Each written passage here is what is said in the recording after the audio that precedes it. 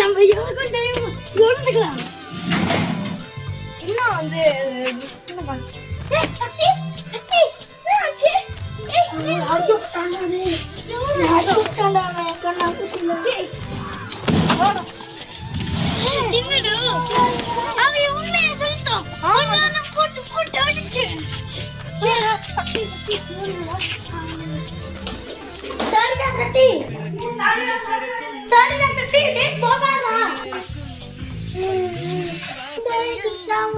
சும்மா விட மாட்டேன். அவனை அடிக்கிறேன்.